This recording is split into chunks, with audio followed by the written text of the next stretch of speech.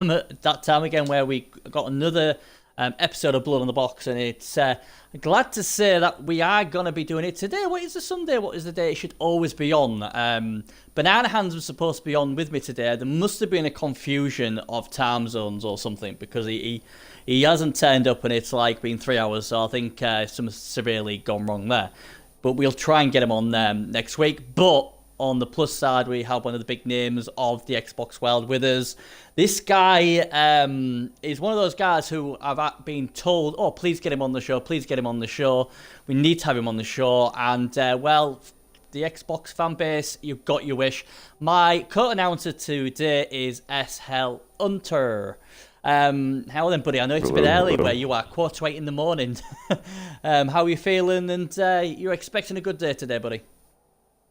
Yeah, absolutely. Absolutely. Good. So, yeah, we've got a lot to talk about as well. Obviously, team battles just started. We'll mention that later, where obviously you're one of the captains, and you got it. I really felt sorry for you. You took a piss in early on in team battles. I think your team started to rally around you now, and is giving as good as they get. But yeah, we'll talk about that later on. We've got we've got various things to talk about. Obviously, it's almost the end of season 10. Obviously, that ends on the 29th of November, so the last bit of jostling for positions. Quick. Oh yes. And we'll obviously quickly as well talk about obviously our new champion Rambo, who fantastically took apart some Case Dwarves in the final with his Nurgle kill team. We'll look at pole position. We've got Ask Bernie. We've got the piece today. We're talking about his Black Hawk, so we'll discuss that and various other things on the soapbox. So we've got a lot to do, so let's get on with it. First of all, then, as always, we'll start with the pole position. So, who is top at the moment? Oh God, what a surprise! You know what? I almost forgot that it was Space Magic. But yes, let's have a look at his team as we always do. But the thing is, because he keeps playing, they do keep changing. Yeah, I think the only thing that could really change that is if for some crazy reason the highest undefeated team, which would be the other Norse guy, Najadine's, if he went on some 20 and 0 run and got up to 32 5 and 0, maybe that beats 55 12 and 4. Yeah, I think he's quite happy just everybody else to has sit got a there, handful isn't he? of losses and yeah. No, he still plays, man. You see him getting still several games in. Yeah, he definitely got at least 2 games in yesterday. Oh, sorry, I was on about the Norse guy, not Chaos. Oh, I know Magic keeps playing. I mean, no, that guy hardly plays. No, you're right. Yeah. That guy is a game a week. Yeah. I mean, obviously, Magic keeps saying to me, look, I'm happy where they are now. I've got my guard piece on my Case Warrior. That's, I think, what he wanted. So he's got his four guard pieces, and he's got a beast with guard as well. I mean, he's got 2 agility 4 pieces, a strength 4 piece, Pylon Killer. Oh, I mean, Pace... What do you think? I mean, you've obviously played against this team quite a bit. Can you see any weaknesses in the team? For whoever draws in first round, how do you beat this team? What apart from obviously pitch? Let me bring it up real quick. Yeah, I've played it several times, but obviously our roster's changed so much at this point. There's no easy games, so teams get altered every single very quickly. Your team construction gets altered. But I like his build. There was some discussion in the Kaz interview or one of the previous weeks about how maybe there's not enough kill. I mean, I do think I'm a strong believer in if you want to have a winning team, and I know Chaos are built to kill, you need some balance. And Space Magic certainly brings the balance to there. He's certainly got the ability to do some removal. He may run into some issues if he runs into a full bash team and he tries a full bash, but he doesn't have to try the full bash. Yeah. So yeah, you could say that could be potentially a weakness, is if it's a bash on bash game and he's stuck fighting it out, he's gonna get out bashed and out guarded by his opponent most likely. But like I said, he doesn't need to play that game. He can bash the corners and then use his skill players to do more than just bash. Yeah. So I like his construct, and if I had a Chaos team, I would take a good approach like that too, because I'm not building my team just to build one, to beat one type of team. I build my team to beat all the teams. Yeah. I mean, I like what he's done. Yeah, I mean, my team, obviously the Great White Shark on the PS4. It's like my team's very so I ain't got no piling on killer pieces. I've got 3 kill pieces, Mighty Blow, obviously, and various other stuff. I've gone for the guard route like he has, and obviously I've got 2 agility 4 pieces as well. I think apart from a bit of luck, you do need balance, don't you? And that's what you got to do, because you just never know, if who you're going to go against. And like I said, I mean, I'm just thinking of the kill teams out there. There is a few, but not many of them have got loads of guards. So obviously, maybe his 5 guard pieces will make sure that it's going to be hard for the opponent to get the 2 dice anyway. But like I said, he's got 2 agility 4 pieces, but we've both got 2 heads, so that basically technically almost makes him like agility 5, doesn't it? So he's got 2 cage breakers. Yeah, there's no lines for those guys. Yeah. Yeah, they just run through whatever. So it's one of those things, isn't it, where you wouldn't want to play this team. But he's had a bit of a nightmare, hasn't he? I think he said if he's gone out first round the last twice, so I think he's expecting some good fortune this time round. Yeah, he's got a long road to go. I mean, he's got a great team. He's clearly had the best record, but going through the playoffs is not going to be a cakewalk. No. There's plenty of teams out there that can beat him. He's got a lot of tackle. So, like I said, he's got some good balance, but still, he could run into, a bash team, maybe Kaz's Chaos and have some issues. He could run into an elf team, even with all this tackle. Yeah. He could run into an elf team, and they could still run circles around him potentially. Yeah. So I think the playoffs are going to be a whole different story. Like, regardless of the fact that he's clearly dominated the whole season, there's no way to expect that he's going to have a cakewalk through the playoffs. He's going to have to fight for each game. Yeah. But certainly has what you'd see as the best chance. That's for sure. But there's a lot of really good players at the top on the Xbox.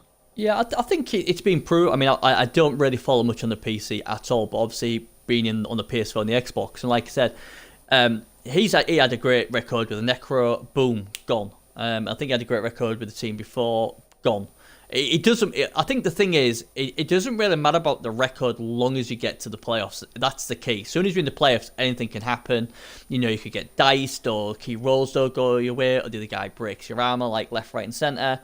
So you need some luck when you get there. The only best thing you can do is obviously try and get your team ready for it. And that's where I always fell down. I never, apart from my case team I've got now, I never have a team set up to where I'm happy. Where I look at this team and I think, crikey, he's got 5 tackle pieces, so that's good against the elves. He's got his 5 guard pieces, that'll help him dominate. And then he's got his 3 claw pieces, what'll help him take people off the pitch. And then he's got 2 cage breakers who can also be ball handlers. And he's got everything ticked. He's got a bench as well, so he's going to probably have, he's not going to be down on numbers each draft. So I think this is a good thing. But like he's got the one designated Fowler, but also four just base beastmen that in a position can just get that foul and trade them for a high value player on the other team and not be short-handed. I mean, it's like I say, it's a fantastic team. He is paying for it though. It's 21-20. Is a decently steep team value if you look at some of the other team values within the top 20 or so. It's certainly up there. He's going to be giving away a lightning bolt, plus, something else. Lightning bolt plus a star player. Several teams. Yeah. Although we know that it's obviously risky getting a star player with so much mighty blow and claw. Yeah. Morg will get shredded by this team. Taking Morgan Thorpe would be a big mistake. That would be huge. It would be 430 down the drain. Yeah. I'll tell you what is interesting though. He's played all these games. He's had all this cash. He's got 150k in the bank, but he doesn't have an enhancement. He hasn't chosen one. It's level 2, but he hasn't got an enhancement. What is surprising, to be honest. He's. I don't know for sure, but you could probably tell that he's taken beatings. He's paying for his wins. Whether it be giving up lightning bolts and getting guys broken that way or whatever. Or facing these other big teams, because every game you spend these days is a top team. So he probably just doesn't have the money for it. I'm not a huge advocate of putting money into the stadiums either. To be honest with you, it's nice. It makes your home games more unique. Yeah. But as far as needing it, a lot of my teams don't have it. But again, a lot of my teams, lately have been AV7, and so I never have extra money lying around. So yeah. But I just thought, because he's played so many games, and like I say, the first 30-odd games, he was just ripping everyone apart. And I'm just surprised he hasn't got. Well, I mean, you don't need one because, like I say, it benefits both teams, isn't it? So, but I just thought, what's the point of paying for the level 2 if you're not going to have an enhancement? Just I don't know. You've missed the first couple of minutes. Little Shoshi, shame on you. It is SL Hunter. You might have heard of him. He is my co-announcer today, Yoshi. So yeah, I mean, like I said, what's if you're obviously Space Magic's Chaotic Purpose, who don't you want to draw in the first round? Is there anyone you'd be like, well, I don't want them? Because to me, I think him versus Cass would be box office, but I'm almost certain he will not want Cass, not with all that damage. Yeah, that would be, and he may not tell you, but a Norse team may cause some problems just because the clause is a little bit wasted. Having 4 Mighty Blow obviously is huge across the board for a Norse opponent. But I would say a Chaos team built like Kaz's or a Norse team. An Elf team typically I would say, but man, 5 tackle, I really got to kind of think that he's got that squared away, and he's going to punish, two of those tackles, with Mighty Blow. So I've got to think he's going to reduce numbers pretty quickly and easily, and he can score quick himself with so much skill players, or 2 super skill players, really. It's just the 2 of them, but they're both awesome. He can actually get some quick scoring going. So I would say, even though it's always going to be a tough matchup for Chaos, I would say I'd probably give him the edge, on those agility matchups, Skaven or Wood Elves or even High Elves. Obviously, I don't think we have a good representation of High Elves, but having the claw, helps get through that 8 armor of the High Elves. Yeah. Why do you think? To get that Mighty Blow on them. Why do you think High Elves are never well represented? Because I had a quick look on the PC, and they've again not very popular on there. Very rarely are they that popular on the PS4. Again, on the Xbox, they're not either. Why do you think people don't like? They just seem to not like them. Or is it They're tough, man. They're expensive. I mean, Wood Elves are expensive, too, especially as you start to level up. Your War Dancers, but you pay for that 8 armor on those guys, and they don't. They've got pedestrian speed with a lot of their players. Their line are just 6. They're not 7. They don't have 1 extra speed across the board like the Wood Elves do. I just think, I think they're tough to play. I think people have trouble finding the right way they want to use them. I like to use them. I had them, not last season, but the season before.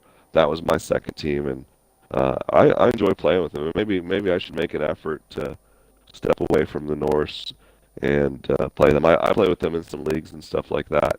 But I think the answer is that they're just tough. They're tough for people to get a good feel for how to play, and they're expensive. So sometimes you just feel like, man, I'm at this team value, and what do I really do? Yeah, I mean, my whole team can catch the ball and throw the ball and dodge around, but what do I really do? And I'm already 1,500 or whatever, so I think there's an element of that. But I think they can excel against teams that simply have, Mighty Blow but no tackle. I think they can excel on a team that's got too much claw because you're not getting the full value that you'd want. If you've got that much claw, maybe you don't have that much tackle. Right.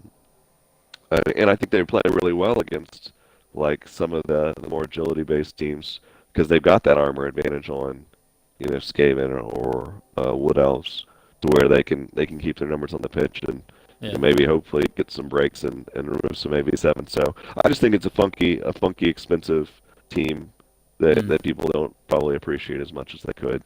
They want the sexier, glass cannony Wood Elves if they're going to play elves, not. I think even Elven Union now. I think you're probably having even a little bit more interest in the Elven Union than than Yeah, just there is. the high elves. Yeah. But the underrated thing about the high elves is I love their thrower. It comes out the box with that safe throw, and you can't use your own reroll to avoid getting an interception. And you rarely see anybody ever actually put that on their thrower. But to have that factored into the price of your player, it's undeniably good. Like, you can load them out, and you can have it where you can throw from the back end of the pitch to the other end of the pitch, and but if your opponent rolls a 6, which is going to happen 1 out of 6 times, yes, you're going to be kicking yourself, Yeah. Whereas he's got that built-in 1 in 36 safety net there, and you're not likely to hit that. It's certainly worth the risk at that point. Yeah. I mean, I had a high elf team that was really good, and but I think what it is for me is they only have the 2 blitzers. Because I'm used to playing, or for most of my life played orcs, I'm just used to having 4 blitzers. So I'm like, well, you've only got the 2 blitzers, and then I'm thinking you've got 4 catchers, and they're all like, oh yeah, the strength 3. What? Yeah, that's good, but they're only armor 7, and I'm like, well, so if I want the speed in a slow elf team, I've got to give the armor up. So it's like, well, their strength is their armor, but I'm now having to lose the armor to get the speed. So I feel like they've got a bit of identity crisis, because obviously half the team is decently armored but are really slow, while the others aren't armored. They're like wood elves, but they're strength 3, and I don't know. I just think, like you say, they just don't seem, they don't seem to all pull in the same way. They all seem a bits of pieces, and like you said, Elven Union, obviously they've got a few nice pieces as well. And I think with high elves, it's all about the thrower, but I always get the impression, talking to coaches, people like to run the ball or hand off now. It's very rare the throwing game is seen these days. I think maybe that's people don't why. like to roll the dice. Well, I don't know. People complain about rolling the dice on passing the ball and catching the ball, but people love to roll the dice on everything else. So it's a little bit of a talking both different ways, or conveniently building up your argument, because you'll see people rolling all these extra dice, but then they'll say, no, you don't need to throw the ball. Never throw the ball, just run it. Yeah. And rolls are rules, and there is one thing about Blood Bowl, and that's the less you roll, the less you fail. It's undeniable. If you don't roll the dice, you can never fail. So ideally, you don't want to roll the ball. Roll the dice and throw the ball, or catch the ball, or whatever. You do want to just run the ball down. But if you're playing an opponent, he's going to force you to throw the ball. He's going to try to force you to throw the ball. Or you're trying to score in 1 or 2 turns. You're going to need to throw the ball. So those things happen, and happen at important times. And I think you need to be ready to be able to throw and catch the ball with most teams. Just in case. Which I've been part of a discussion before about the orc thrower, and I'm a big fan of the orc thrower. Whether he be just the guy that's running the ball down the pitch with his slow movement 5, or he's that guy called on to make that one crucial pass. He fills a role, and everybody's like, oh, just use your blitzer. Just use your blitzer. He can be your ball carrier here. But no, your blitzers are your best pieces on the orc team, and you've got 4 of them, which is a good number for such a good piece, but you want them to excel at what they're good at, and you can have all these really great roles with those 4 guys and not have to bog them down with, what if I need to make that emergency pass, or who's going to go pick up my ball? No, you can have them doing work while your ball carrier is back in the back of the line. So I mean that's why I like the orc thrower, because obviously he's agility 3, but he has show hands where the blitz is obviously done, and obviously it gives you that pass option. And it's won me many games where I will send people into their half, and they will just not even mark them up, saying there's no way you're throwing it because you're an orc. And it's like, well, I'm still agility 3. I'm still the same agility as a human, or an Amazon, or so I can still throw the ball. It's just that I'm not as good as an elf. And the amount of times and then even though my blitzers don't have catch, they still catch like a human catcher. And if they don't catch it the first time, I can use a team roll, reroll the second time. But, catching, you've got that +1 on catching an accurate pass that kicks in. Like, it's not that hard for them to catch. No. So Yeah, I mean, I think people overlook that quite a bit. They do. It's amazing. I've got a few mentions in chat. Sugary Chip, who is Gamertag Jack271, said, Hunter, your nose smashed my undead. I've not got time to qualify, I don't think. Well, yeah, it's Hunter always smashes everyone's team because apparently it's simple. He gets all the rolls, apparently. So that was from William Ball. And that is the key to Blood Bowl. While I've got this audience, yep, guys, it's simple. Winning games of Blood Bowl, just get the rolls. Yeah, that's it. Just get the rolls. I never can get the rolls, not consistently. That's my problem. But yeah, that's why I always say it's always you've obviously got to be a good player, but you've also got to have luck or get the key rolls when you're in the cup competition. Because like I say, you have a bad game, you're out. It's as simple as that. It's and that's why usually the teams with 55 wins don't always win it. I mean, on the PS4, it's a jinx finishing top seed. Only once out of 9 seasons as a top seed. So that's apparently the best team in the full league has got past the first round, and he got knocked out the round after. So, like I said earlier, it's just about getting there, and then it's like trying to get a good draw. Because obviously if you get a nice soft draw all the way to the quarters or semis, then it's obviously going to be a lot more help if you're playing halflings, goblins usually than chaos kill teams. I think personally, if going back to Chaotic Purpose and Space Magic W, I would like him to draw. This is just for entertainment value, or I think it'd be a good game. I think yourselves, the crazy boys, because I usually watch your and his games because they're crazy. Something crazy always happens, so I think that'd be quite a good one, and I think that'd be quite well balanced.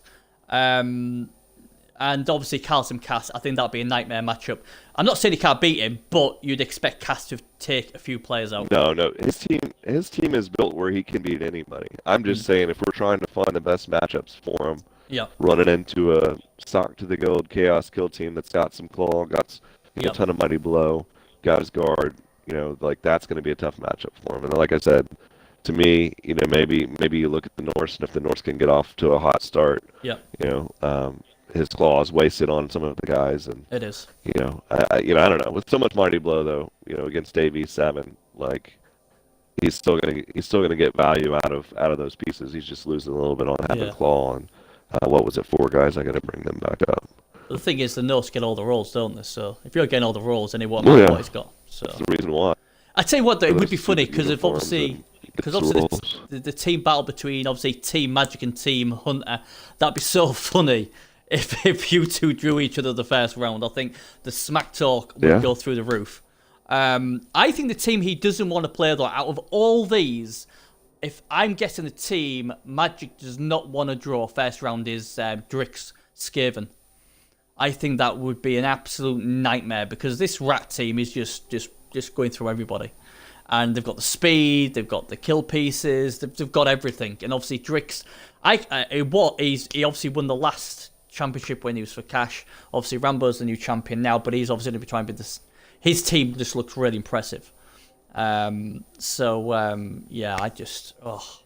think the team, I don't think he'll want to draw Cass, regardless of what he says, but I think the team he want to dodge out of everybody is Drick, because them Skaven, I think they could go all the way, to be honest. Yeah, I have not played those Skaven. I played Drick earlier in the season with his Orcs. And actually looking at it, Mutt's Skaven are just behind his, so there's no guarantee that Drick Skaven make the playoffs. But there's the wildcard spot as well, so he's going to be safe for a wildcard spot. Oh, I'm sorry. No, he's got 2 Skaven teams. He's got the very first one. Yeah. The Rat Assassins. Yeah. And like I said, they'd be impressive. I mean, he took Cass to the Cleaners 3-0. And to be honest, I mean, Cass's team is built completely different than Space Magic. Yeah. So. But to be fair to Cass, you know what he's like. He didn't give any credit. He just says, people get lucky. But to Drick, he did say, he just totally just kicked me ass. I think I know Cass, and I've heard Cass play. And I think he says those types of things even more as jabs to the rest of the community. Like, he didn't want to recognize any of the normal guys in the community when he was talking about teams. He recognized Drick, and he recognized Captain Drago, or whatever that guy's name was. Captain Gargo from a few seasons ago. But he didn't want to recognize any of the normal Xbox players. So Cass will get his, man. Cass, anything can happen once you get the playoffs, and he's going to make the playoffs. But Yep. I'm predicting an easy and early exit again for Cass. There's so many teams that match up well against him. That if he doesn't run into like Gnome Slayers, Orcs, or a Dwarf team, or a Lizard Man team, even a Lizard Man team, depending on how hot the Skinks are doing. I just see so many matchups that he's going to run into problems with, especially if he doesn't get the hits he wants and the removals he wants. Yeah, I mean, so I saw I'm not worried about Cass. No, I saw him play the York team, Val and Pounders of Puds, and that team reminds me like Rambo, who won with Nagel. They're not obviously not as killy as that, but they've got on this momentum roll where they're just destroying teams. And I watched him again. I don't know if I actually streamed it or I just watched it against Cass, and he absolutely dominated him. Cass didn't get the armor rolls, but the Orcs just ran him over. They just took him apart. And Gnome Slayers took a lot of teams apart just by brutal efficiency. Absolutely. That's a team I would. I like Cass's team in that matchup, but definitely. Yeah, I did. In those bash on bash games, whoever gets the early upper hand, it all snowballs from there.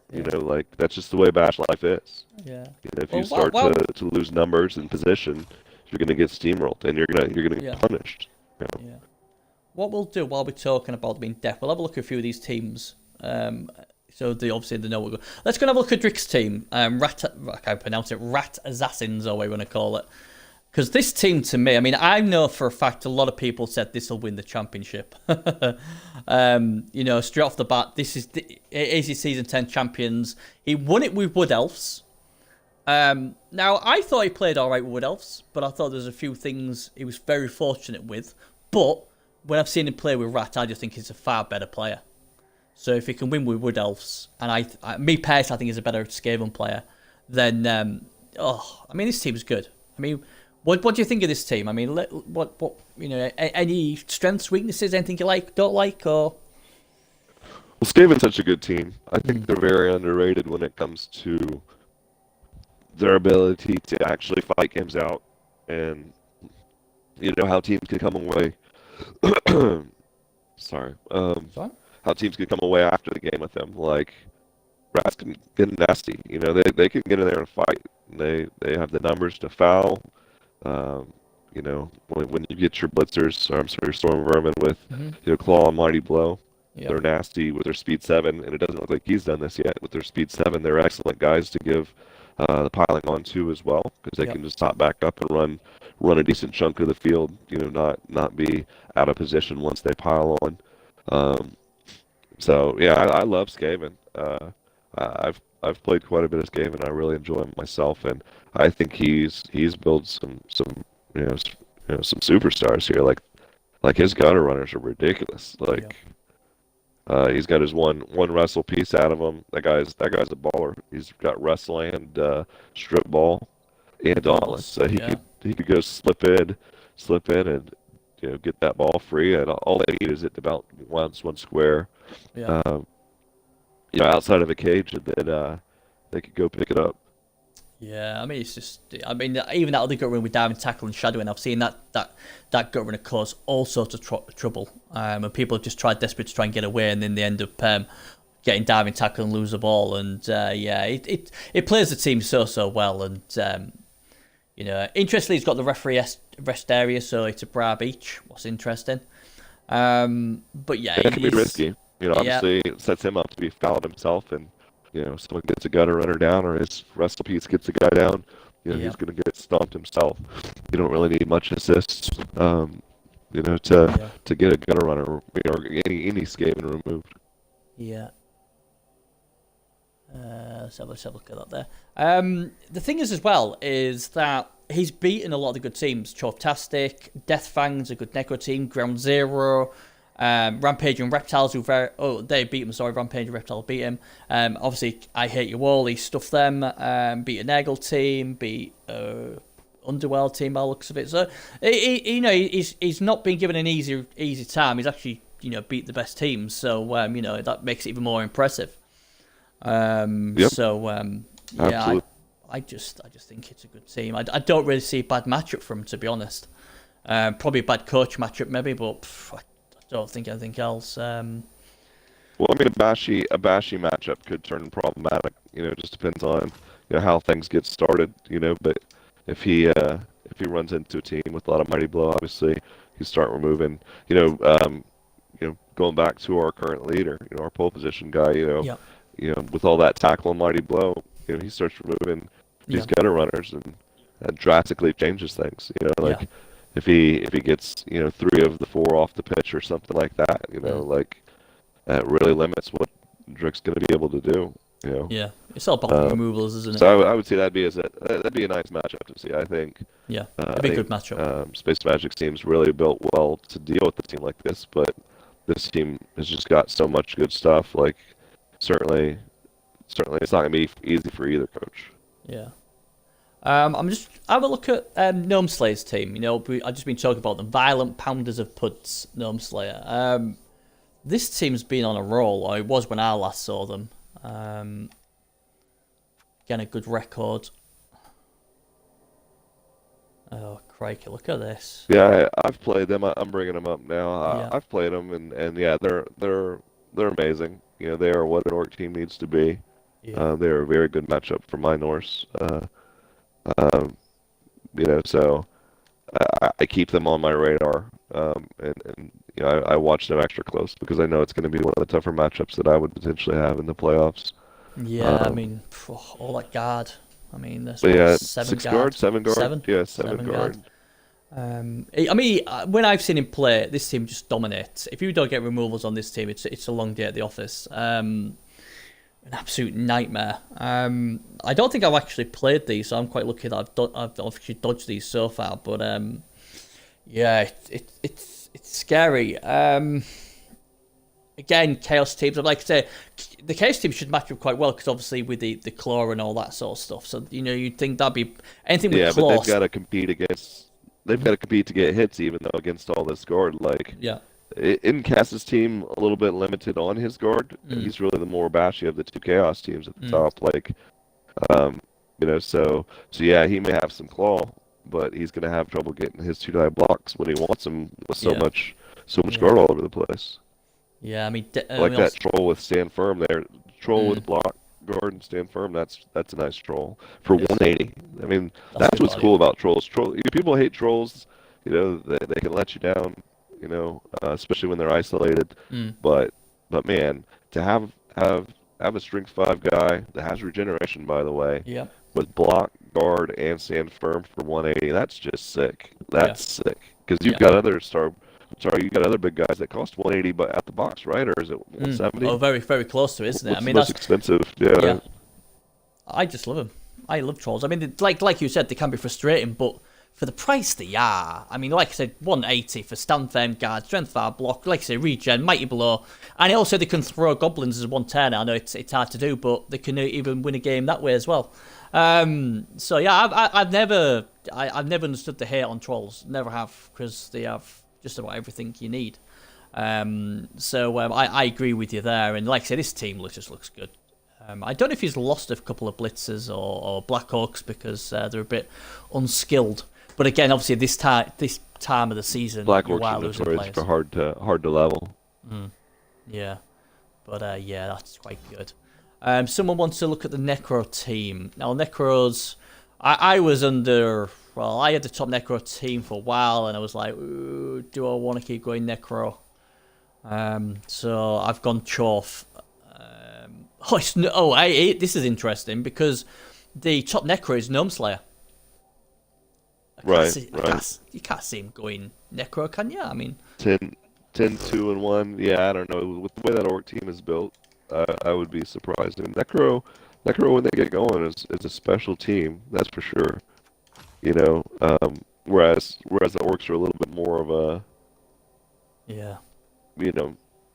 plain approach to playing. The Necro's got a lot more dynamic stuff you can do with the players and in game actually playing. But I would say it'd be hard to see him. Yeah, I've looked at both teams, and I'd be gobsmacked if he takes the Necro. I mean, I've only ever played Necro twice in playoffs, and both times I've gone quite deep with them, and then got an absolute nuffling. When I say nuffling, I mean the worst nuffling I've ever had. in the semi-final of PS4, and then I got a horrendous one in the quarterfinals. So I'm at the point now where I always worry that bad things will happen when I play Necro when I get to the playoffs. But I can't seem to take this team. I can't. I am. There's no block on the golems. There's just nothing there. The only good thing about obviously Necro is they can get Cheney quite cheap. He's a really good star player. So you can have 3 wolves. And I think three wolves is massive. Having 3 wolves up with all that speed is huge. Can get him. I take him quite frequently. Because he's got that claw. He's got nice movement. He's got wrestle. Because everybody loves to have block these days. Like, so that's the neutralizer for block, especially on the slower teams. Like, get them on the ground. Then it's not a bad thing. You get these big roadblocks that are slow. You get them on the ground, they're not going to move anywhere that next turn. Yeah, so he's got regen. Star player with regen, since you can't use your apothecary on him. That's a big deal, having a star player with the regeneration. So I can't seem to take them. Last one we'll have a look at Wood Elves. I looked at Wood Elves for a while. Is it going to be good old Chelsea Zola with the top Wood Elves? It is. He's played like 4 or 5 games. 9 games he's played. Again, I can't see why people aren't playing Wood Elves. They are awesome. I agree. I just don't get it. Champion from the season or 2 seasons ago. Yeah, it's crazy. Let's get them up. I mean, I don't expect them to be that great, but Yeah, in 8 games, you're probably looking at some leveled up ward answers, and that's it. Well, yeah, he's got an agility 5 dodge lineman, or line elf. Got guard in his tree, but then he's got 2 strip ball tackle war dancers, and plus he'll get a lot of inducements as well. Is there any really good star players for Wood Elves? I know there's Jordell Freshbreeze. I can't actually remember what he's got, but do they have any good star players? Yeah, I mean. There's several. And I don't even know their names either. I don't. I'm pretty sure they've got access to. I just remember Jordell Freshbreeze. Moranian, who's a nice high elf. Got block and wrestle. He's high elf, isn't he? He's got tackle. Can Wood Elves have him? Can Wood Elves get him? Can they? I think so. I'm pretty sure they can. And then they've got 2 more Wood Elfy players. One's like a thrower and one's like a catcher. They've got some good access to star players, and they're relatively cheap too. I mean, I think they're like 170, 180 for some of them. Like, crikey. So, a pretty decent fill-in and when your numbers are depleted, and you're playing short-handed. Because the game before you lost some players, which happens all the time, obviously. Yeah, I mean. I don't know about yourself. I don't know what you're in for season 11, but I've obviously for the last few seasons I've been really quite bashy. I mean, I've got Chaos Dwarfs this season. I had Chaos the last season. I'm trying to tempt myself to go for Kislev. But the other team I was looking at was Wood Elves because people don't seem to play them. I know they're armor 7. I know they're break and all that, but speed kills. And they have plenty of speed. Absolutely. And speed's one of those things in the game that you don't even need to roll for. Like, if you have 1 more speed than your opponent, you can be 1 space away from him. He can't even get to you. It's that one thing that just you don't require a dice roll in a game that we have all these rare instances that can occur because the dice get rolled all the time. But that's the one thing that you don't even have to roll for. Like, I am faster than you, so I will be 2 squares away from and you can't even get base me. So I mean, I don't know. Season 11, it'd be nice to play something other than Norse. I've really enjoyed playing Norse, and no one else really seems to put much time into them. But I've enjoyed Elven Union this year with they're really my popular. second most played team. They really seem to be popular. I mean, obviously you've been playing them very well. I don't know what it is. I mean, they seem extreme. Obviously, they're one of the more popular elf races. Even on the PS4, a lot of people have gone Elven Union. But again, I mean, it's like people. I think the thing is with the thing what I don't like about Wood Elves is they're very expensive, but you're getting good speed, good agility for them. And people say, yeah, they're only armor 7. But the thing is, most of the time you're against bloody Mighty Blow and Claw anyway. So that's what you run into late on in the season. So it's like. Most of the time, you're getting hits what make you armor 7 anyway. So hell, if you're going to hit me at armor 7, then I might as well have the speed. And And like I say, one of my friends on the PS4, Resno, he says, you know what?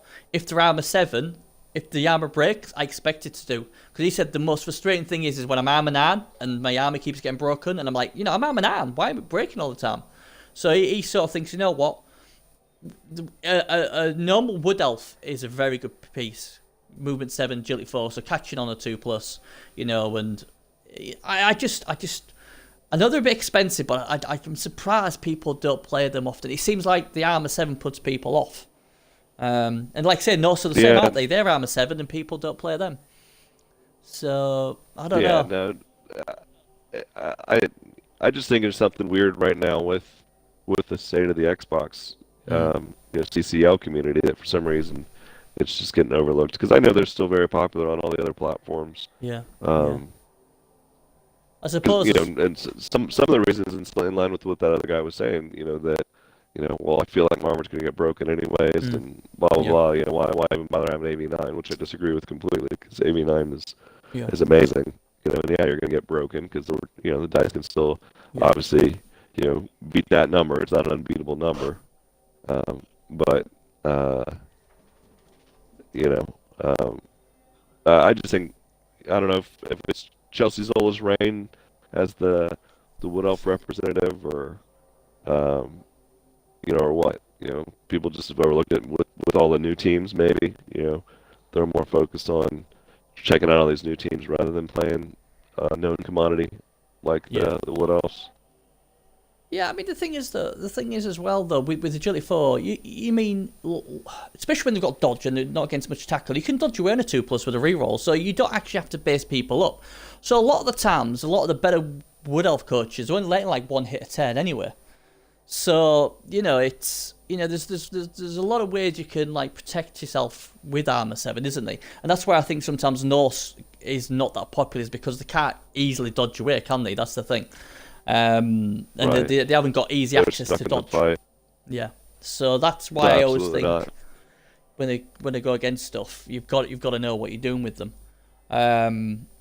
But with elves, I just think you can dodge away. I think the problem with elves is when you do fail that roll of 1 and you've got like 4 or 5 wood elves. Your whole team. Yeah, and then you fail your first 1 in 6. Yeah. You got 4 guys faced up because your opponent's going to keep trying to base you, then you're going to get your face smashed in. Yeah, and that is the problem, isn't it? That is the major worry. And obviously with rerolls, you don't have enough cash much for rerolls, so you usually see a lot of Wood Elf teams roll with 2, and even some with 1. So you usually they suck it up and take it, don't they? And then just 1 turn of 4 or 5 hits could just break the team, I suppose. But they do have the 2 war dancers, so that's always good.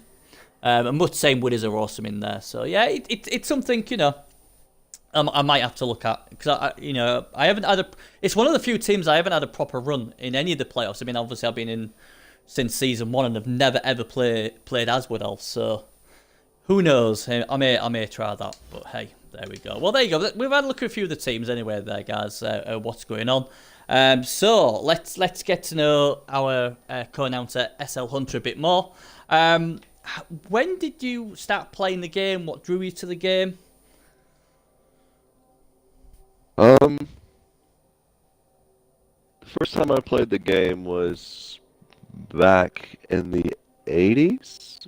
Yep. Oh, yeah, I think it was in the 80s. I was either in middle school. Yeah, I would have been in middle school. Mm-hmm. I think, and I don't know. Yeah, it was a long time ago, and I don't even remember which edition it was. But I had a friend that really, he was the kid that got all the White Dwarf magazines. It was all about like keeping up with all the Games Workshop stuff. And played a couple one-off games with them. Got a league going. He had a friend that played too. The friend had like a girlfriend whose brother played. So we got a little league going. I don't remember if it was just the 4 of us or if there was like 6 of us. But that lasted for a few games until my friend, his mummy team, and I don't remember, because I think Undead maybe used to be able to have 4 mummies or something. Whatever it was, he had four mummies. Yeah. That had like Marty Blow and the other friend's girlfriend's brother had like a Skaven team, and he just like bitch cleared the kid, and the kid was the youngest of all of us, and so he wasn't having that. The kid quit right at that point. That's basically destroyed the league. But yeah, it was glorious while it lasted. And I think I even bought the game myself. You know, I was all excited about it, but then it just kind of faded away. But then Cyanide's first game, I forget what they call it now, but it was like Blood Bowl. I had picked that up, started playing that on the computer. That was very similar to Blood Bowl, and ultimately, you know, Games Workshop said, "Hey, you guys, you know, you can't be making a game exactly like ours," and that's when Blood Bowl 1 came about, you know, as well. And so then I transitioned over to Blood Bowl 1. I didn't like the other one. The other one, I think it wasn't turn-based. I think it was like real time movement, and it just didn't feel right. What I wanted was Blood Bowl, and so once Blood Bowl 1 came out, I was really excited. Played that. Played a little bit, you know, mostly ladder, but you know, or ladders, because I guess there were several different ladders within that, and then also got into a private league that didn't last very long, and that all kind of faded away too. So, you know, I was playing with those same guys that we played the tabletop league with. But I guess they forgot how frustrating and chaotic Blood Bowl was, and they burned out pretty quickly on it. You know, thinking that, you know, why am I failing this? You know, it's because you fail everything in Blood Bowl. You're gonna fail everything all the time, and it's gonna be frustrating. But that's what Blood Bowl is.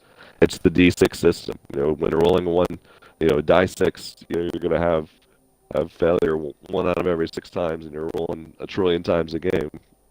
It's a game for failure.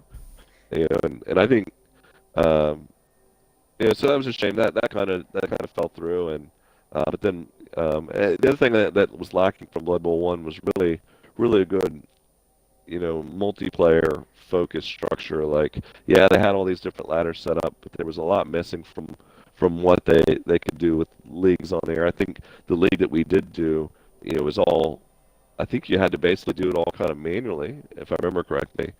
You know, I don't think there were any league tools at all in Blood Bowl 1, so you know, we were manually tracking our league stuff. But yeah, so once Blood Bowl 2 rolled around, and I was lucky enough to get Blood Bowl 1 on the computer. Like, I know a lot of people were disappointed with Blood Bowl 1 on the Xbox. Yeah. Which I could have bought, but you know, luckily I did the computer version of that and was happy enough with that. But an interesting note, I don't think I ever played the Norse at all on Blood Bowl 1, so this Norse fat's been something more recent for me. But yeah, so then Blood Bowl 2 came out, and I was all over it. Like, I don't remember how I heard about it, but you know, I bought it right out the gate, and bought it for the Xbox, you know, first. Yeah. And later bought it on the PC, and played quite a bit. It's hard to find time to play these other games. I've got lots of other games that I really enjoy, but you know, it's hard to find time to play them because I really enjoy playing Blood Bowl. Yeah, I mean that's it, isn't it? I mean, I remember Blood Bowl 1. I thought on the consoles it was a car crash that didn't really fully do the. I mean, I tried it on the PS4 and the Xbox. I thought it was pretty appalling. Where the PC version was very good. Blood Bowl 1, and then Blood Bowl 2 they've done really well with, and it seems to have just got better and better. And obviously they are improved, as you know, you're my admin. They're doing the best to try and improve the game as best they can. So yeah, I mean, interesting. I mean, sort of, is it fair to say your favourite team is Norse then? Have you just all of a sudden from season 2 you thought, right, I love Norse, that's what I like, and because that seems to be the team you play more than anything else, and obviously you're very good. I mean, most people say you're the best Norse player easily on the Xbox. You're always a tough matchup, you know. So, is that true? Is Norse your favourite team, or is there another team we're not sure of, we don't know about? I mean, I think they probably are right now. I mean, I play all the teams, and maybe when it really boils down to it, like, I like Skaven quite a bit. I can maybe maybe say that Skaven, is really actually my favorite team, even though I almost never play them. Yeah. I mean, I've got a league on the PC that I play in that I used them a couple of seasons ago, and I like Orcs a lot too, man. Yeah. Like some of my better open ladder teams before CCL came around were um, were Orcs and dwarves, high elves. I mean, I don't know. I like them all, man. I've really made an effort to play them all. It's just lately has really been the Norse kick, but Yeah. I I I enjoy playing them all the teams because they all are very different. I think they all approach playing and winning games differently, and it's fun to cycle through teams. Although in CCL, like I said, I guess I kind of feel my spot is as the Norse since they're underrepresented, and I do like to play them, and I can deal with the heartbreak of your AV7s getting shredded, and a bashy team that's kill or be killed, getting Yeah. killed when it's not your turn to do the killing, and yeah, I can deal with all that. I you know, whereas I think it's hard for some other people that you know Yeah. to accept that you're losing good players regularly. I think you've got to accept it, when you play teams like that. You've got to accept it. Chelsea's always one of those he amazes me. He can lose good pieces and he'll just skip them. He'll have these one or two pieces. Or the impression I get is go like these couple of pieces. Right, the apothecary's for them. If anybody else goes, tough luck. These are my key pieces. They're getting saved. Everyone else can die, and I'll just skill a new in another piece up. Yeah, I'm even a little bit more harsh with my teams than that sometimes. I mean, it just Really? depends on the game and the importance in the matchup. Sometimes I'm just more worried about trying to keep bodies on the pitch, and I feel the need to apothecary even just a lineman who who if I use the apothecary is going to automatically come back and be available in the second half, Right. even at risk of losing one of my better players because once again, and with the team that's kill or be killed, like it all snowball real quick on you. You start to lose guys, and the more guys you lose, the more likely you're going to lose other guys, and you need numbers. So Yeah. hey, it's important, with the Norse at least, and obviously Skaven as well. Like you need numbers on the pitch, just to fill slots at least, and if you're lucky, provide assists. So Yeah. you need bodies, and it increases your chances to, even though it's expensive, having guys sitting on the bench, two guys of the cheapest linemen, or that's 100K just sitting on the bench. Mm. Um, like it's important because otherwise, second half rolls around, you're playing with 8 guys, and you're a bash on bash team, and you're gonna just get shredded. Like, they're Yeah. just gonna surround you and kill you. Yeah, I've always been a big fan of having a bench, even if it's 12 or 13 players, because as soon as you start losing players, and like say you've got 8 players or something, then there's going to be gaps. You're going to get ganged upon, and especially with your AV7, sort of things, you do need that extra few players. And like I said, dodging, as we saw in the final, where Hathark, the what was it, 350k star player, Bull Center rolled a 1 and injured himself on turn 1. So even dodging is dangerous, especially with with agility 3 like Norse are. So it's sort of rather stand still and fight. Oh yeah, jeez. Or Yeah, basically, like you better not fail it. AV7, you're terrified to do everything. Dodge, Yeah. GFIs, because I mean it can happen with anybody. It can happen Yeah. with freaking Morgan Thorg. Like Yeah. he can trip, fall, and have his AV10 broken, and end up getting sent off the pitch on a stretcher. Yeah. But yeah, even more so obviously with Norse or Skaven. And I'll waste reroll sometimes to avoid going to the ground. Like straight up, I will waste Yeah. a reroll on a completely meaningless GFI that's the last play of the turn. That like man, under normal circumstances with AV9, I'm just gonna let that go. But with Yeah. AV7, Yeah. I play a lot by the gut, man. Like mid game, I'm always like kind of making a gut feeling on stuff. I really don't go in with like a set like, oh, never re-roll this or always do that or whatever. Like I absolutely roll that completely pointless GFI where the guy's just gonna fall down and be out of the play, like and end my turn, which is over anyways. I'll absolutely waste a reroll on that stuff sometimes because I am terrified of my AV7 superstar or even regular lineman getting broken, removed from the pitch, and it changes everything. Changes everything. Yeah, that's it, isn't it? When you're AV7, it can be scary. I like you say. I'm always cringing. I see these guys running around with goblins, like going GFIs like crazy, and I'm like, dude, have you not seen that animation of him tripping and falling on his face? That makes me cringe. That guy, he's likely to get off the pitch that way.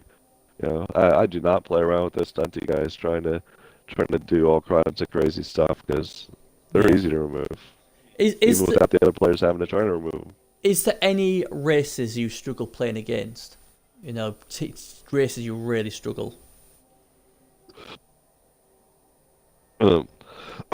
Excuse me. I don't know.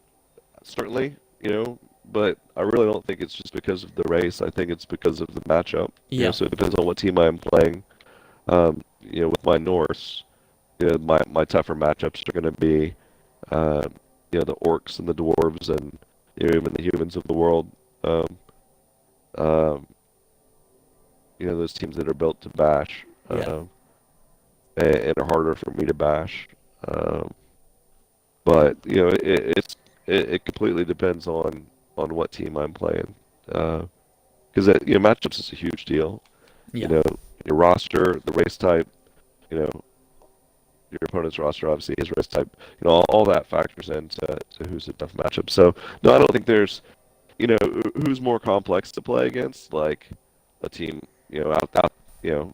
a fairly standard team would be like the Vampires.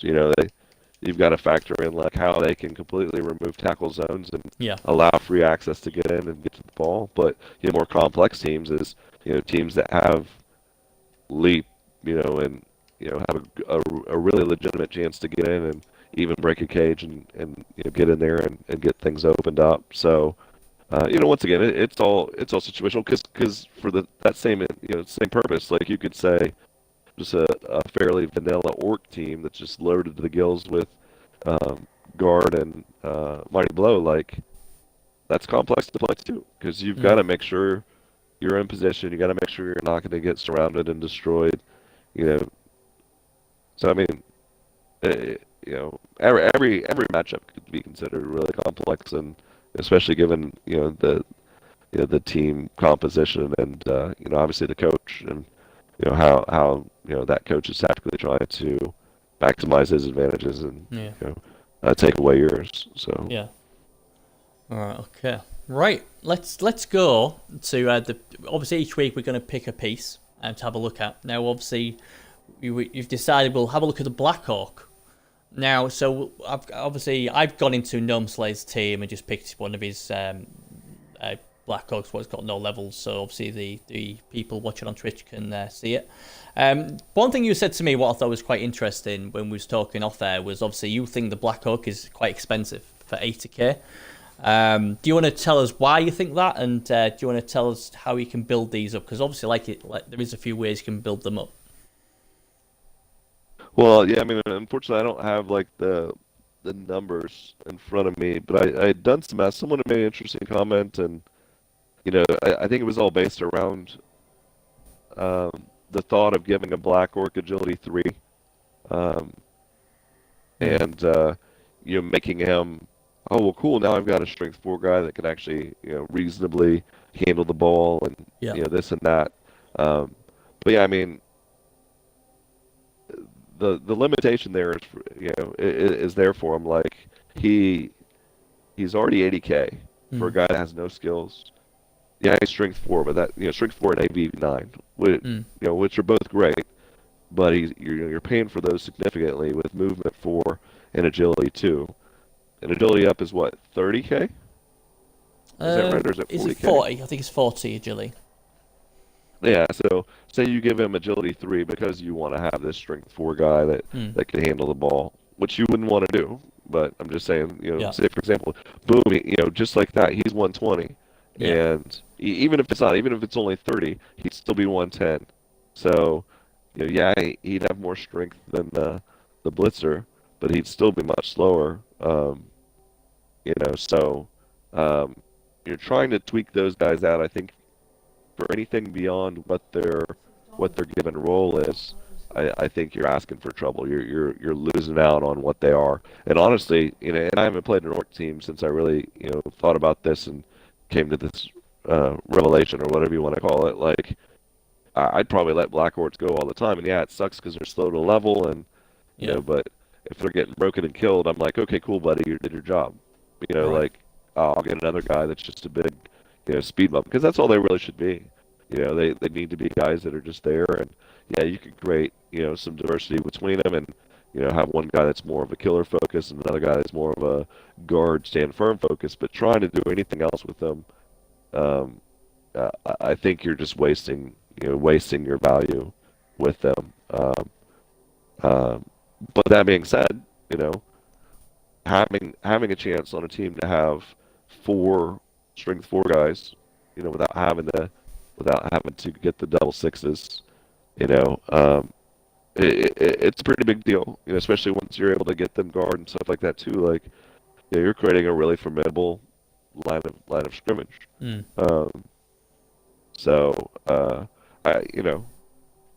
I think they're a good piece. Yeah. And I think you just need to stick with what the role is. Like I was saying, I think if you try to branch out and get creative with them, I just think you're wasting time and team value. So I would be passing up on movement ups and agility ups. And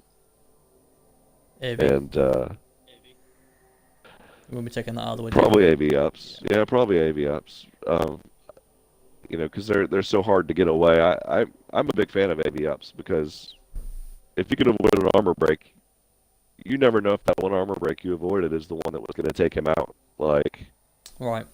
You can't really put a number on how valuable armor value is because one simple armor break could be the end of your guy and the end of that game. You could get knocked out of the game because of that break. So I think I'm a little bit more apt to take armor ups than other people, but because his speed and lack of speed and lack of agility, if you run into a team with claw, who they're going to take out first? They're probably going to go after that 80-10 guy first and just make sure you keep a claw guy and take him out. So he'd be kind of pointless as opposed to someone else that's a little bit more, like the blitzer.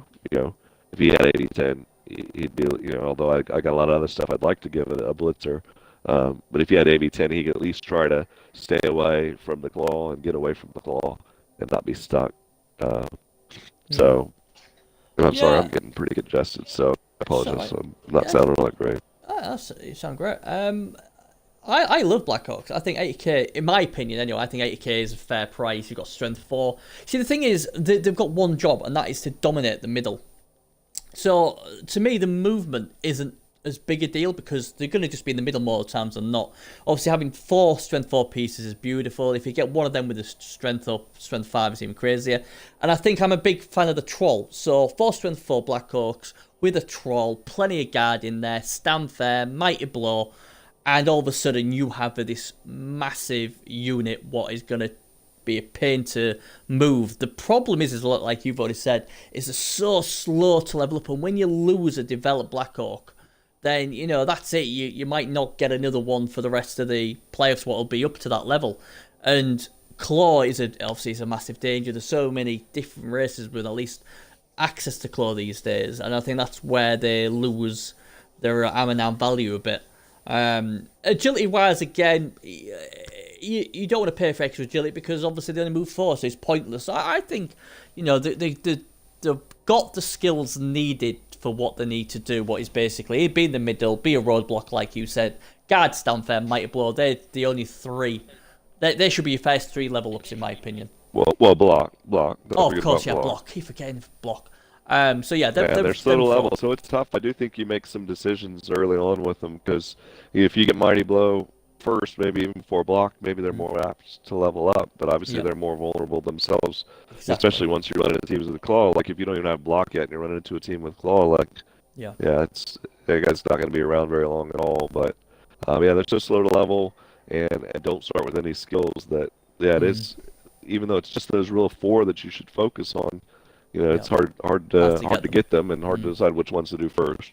Yeah, because like you said, guard is, if you go block guard first, you lack in the punch, but obviously they're going to be harder to move. But and that guard will help protect them from being hit with 2 die blocks a lot. But like you say, after you've got 2 skills, it's a long way to the 3rd skill. And like you say, if they're not getting MVPs and they haven't got Mighty Blow, you're going to have to get a bit lucky with your armor breaks and stuff like that. So they are very slow. And to sidetrack your segment real quick, and we can be brief about it, but which kind of ties over to like what's your opinion on the newer MVP system that they're doing on the tabletop? Because I actually like the current system. I like the fact that you can't sit there and just dump all your TV into select a couple of superstars and then just intentionally neglect everybody else. Like, I mean, people do it anyways because they're firing all these linemen that level up and this and that. And I just think there's something good about the fact that it's all random. But obviously, other people feel differently, including yourself. But yeah, I mean, obviously with the new MVP system, that drastically changes what you could do with an orc team, and you can actually more effectively level up your black orcs, and not have wasted level ups go to linemen or whatever. The linemen are actually pretty solid. Yeah, I just think the amount of times a star player or a loner gets them, it's just so annoying. And some of these games, you can have a bad game where you don't score anything, you don't get any touchdowns. So the only thing you've got is MP what's bad enough, and then he goes to like a loner, and you're like, for crying out loud, or someone who's dead.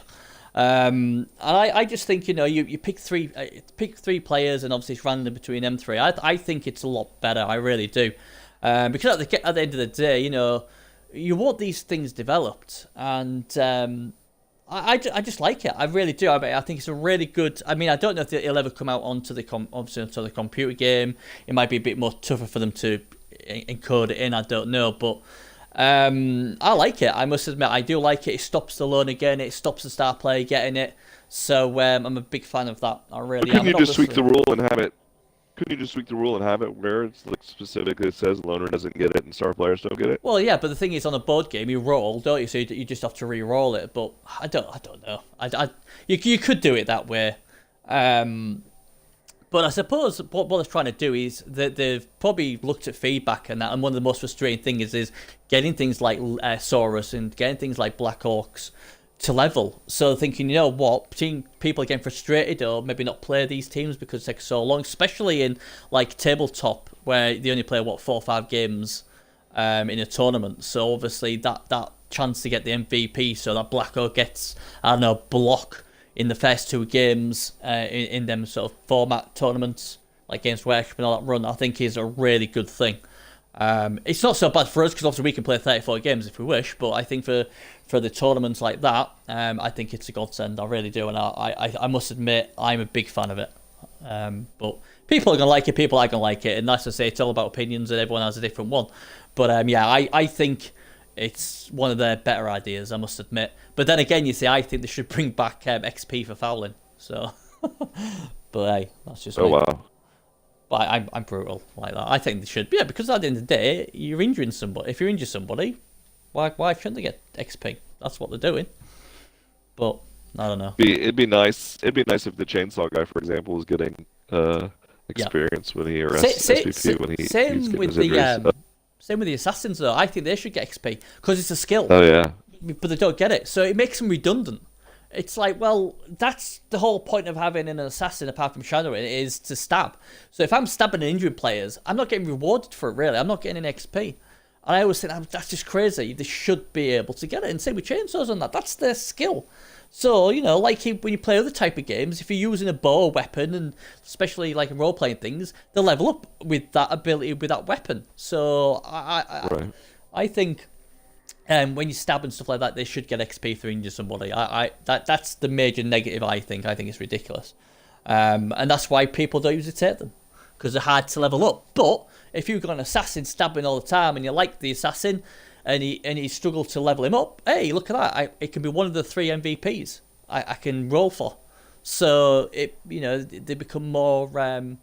you take them more because you think, you know what, even if you don't get any XP, I could try and get him the XP by giving him an MVP instead. So, I just think they're fantastic. I think it's a fantastic rule. It's a rule I wish they would bring onto the computer, but I'm very surprised if they will. I really will.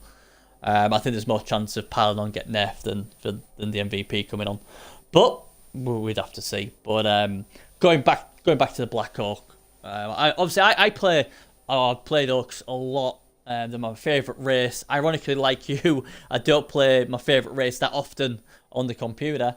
And I love Black Orcs because, I've had so many teams where they just dominate the middle, and I think, that's their job. Your blitzers are there to cause the carnage. Mighty Blow, Paladin on, Tackle, Frenzy, all them shenanigans. And 80k ain't bad for what you get. And obviously you've got general access and you've got strength access. Strength obviously is the key. Stand firm, guard, Mighty Blow, all the skills they need. And like I say, you don't need a double. That's the great thing about this. So the TV ain't going to get any higher because the skills they need is there. I mean, maybe you might take dodge later on if you want a roadblock. But that's more of a late skill, I think, personally. But yeah, I think they're one of the better things of the game. And the only negative about them is they're so slow to level up. And I think that's... slow and their agility. The other thing I think I sleep on, and other people sleep on them, I mean, AG2 is disappointing, but, it's still a 50-50 dodge out, right? Yeah. Or catching an accurate pass, like handing the ball off to them. Yeah. Like, they're not Source bat, they're not AG1. No. So, they can make that, they can surprise you with that dodge or that catch of a handoff or, something like that. But no, they certainly serve a role. Yeah, it's tough on an Orc team filling up your roster because all their players are so good in what they do. Even the linemen, man, 50k for an AV9 guy that you can stick up there and just let him get beat up, even with the guy with Mighty Blow, and just be like, well, good luck on breaking my armor. Yeah, I mean, I like I say, Orcs are solid, aren't they? They are really solid, and like I say, the good value. I think the good value. I think personally myself, I think 80k is good value for this piece. 50k for the lineman is fantastic. Blitzers are good value. Everything's really good. Troll is to me the best value big guy in the game. I just think value for money, the Orcs are the best at that. I really do, and Armanan's going to keep him in the fight. Like I said, the weakness is Claw, but if you by the time you go against Claw, a lot of times your team will be developed as well. So if you've got the guard and everything in there, and you position well, then that will help protect them from kill teams, I think. But yeah, I always run with 4 Black Orcs. I love them to bits, and but I've always been a big fan of Black Orcs in Warhammer Fantasy, so maybe I'm a bit, biased in that respect. But yeah, I'm not saying thrower's bad. You don't like the thrower, but that is an argument for another day because that is very 50-50. That's who we should have picked, really. Since I'm so strongly opinioned on that. Oh man, yeah. And other people the other ways. That was the piece we should have picked. Oh well.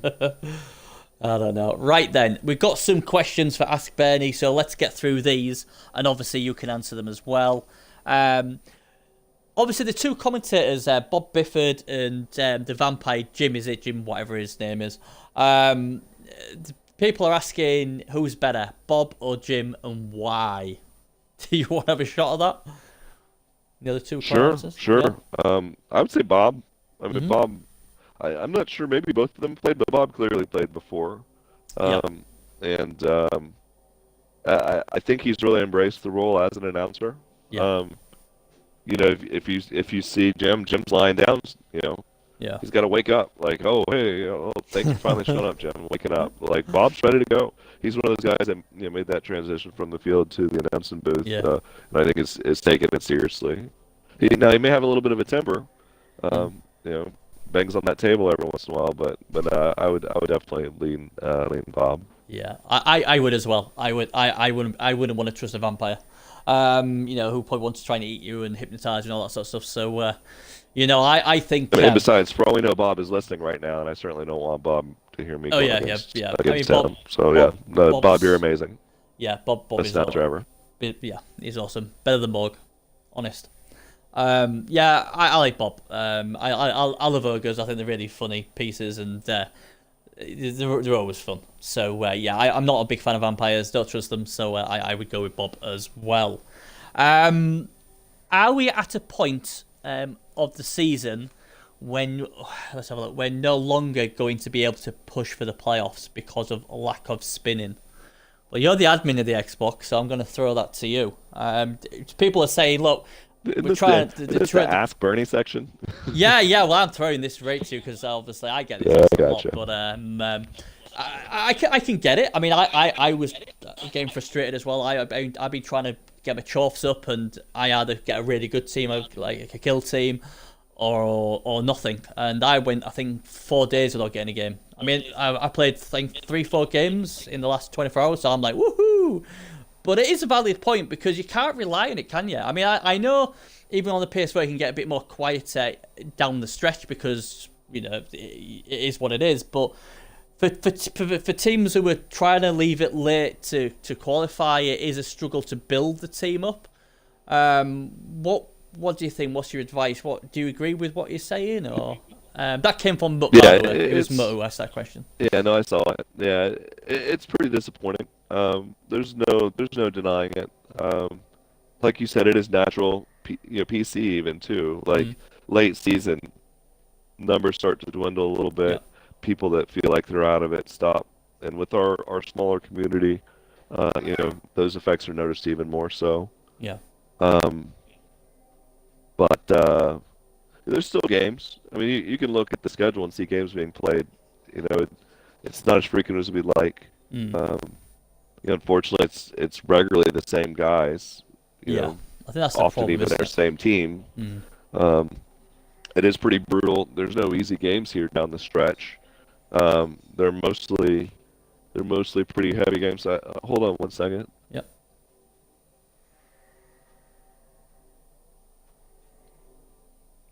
Yeah, while he's just gone away a minute, I'll just put my input to it. I mean, I basically, my game plan for this season was to go early on the Xbox and catch up on the PS4.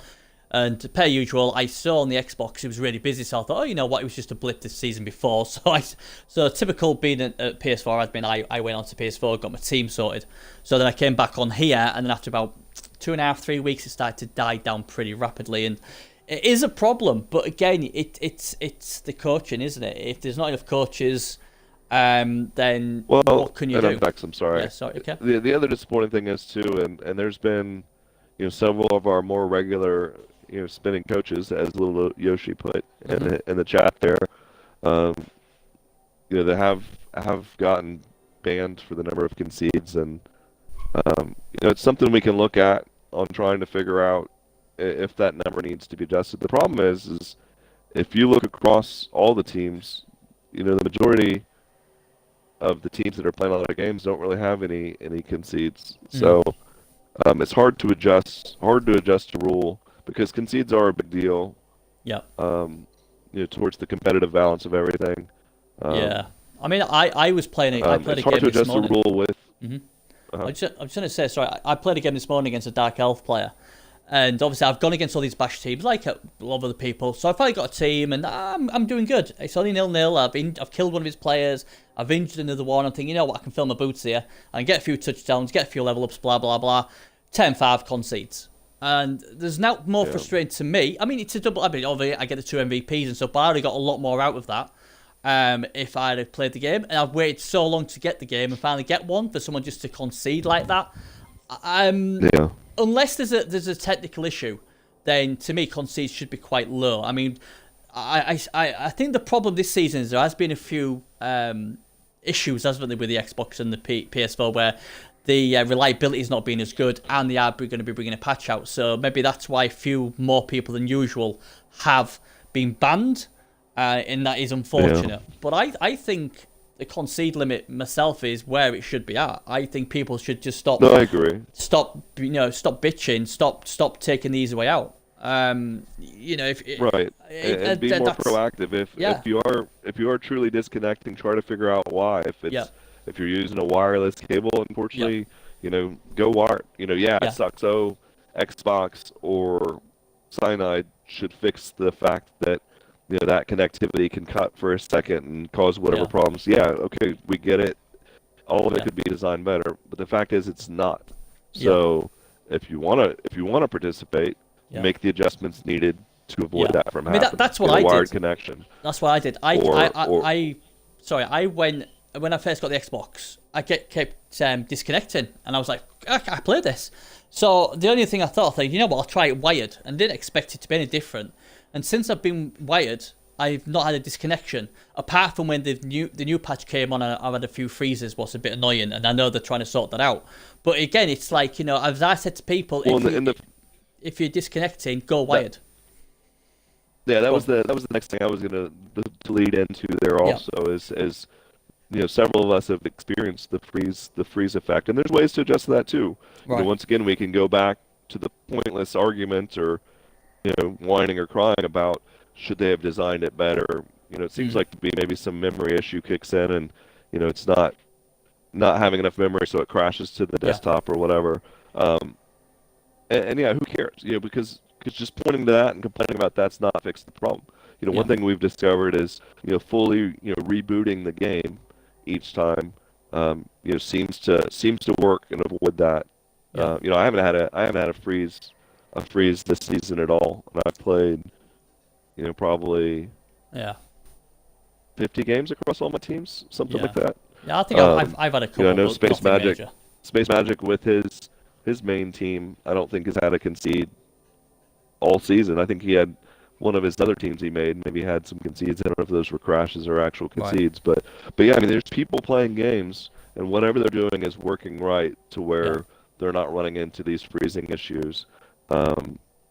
So I don't know. Trying to change the concede limit on that, I just don't think it's the right answer, especially since it seems to be the minority of the few. And kind of backtracking again to what you were saying about how disappointed you were, you conceding, affects not only your opponents you're playing right there, who's looking forward to a game, because some people just like to play.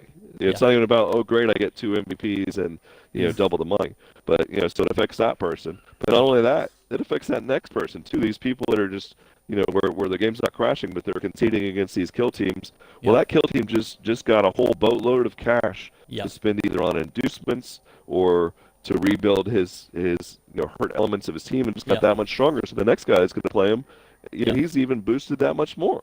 I mean, that's a good point. It has effects that affects everybody, and not to mention the actual competitive balance of things. Well, that guy just got an easy win, didn't have to risk losing any players himself, and then got double the money and double the SPP. Like, I mean, that's basically what happened to me. I mean, I lost a couple of pieces against when I obviously played you, and then the game after you, I got 2 of the players killed, so I had to replace them. I had no cash. And now, because he's conceded, I ended with 140k because he conceded. I got 2 MVPs, so ironically, SL Hunter, he got a level up. And and he's that's niggled though. Yeah, but I can't think him now, can I? I can't. I've got to keep him. But he's overrated. He is. To be fair though, he had been playing pretty well at the last few games, so I cut him some slack. But it's the sort of thing is, he's arm and nan, he's got blodge. There's no point. See, this is the point again where we was on about on the PS4. I'd have been tempted to just sacked him and gone again because I know I'd get enough games. On the Xbox, no way, not this time. I just couldn't get him done in time.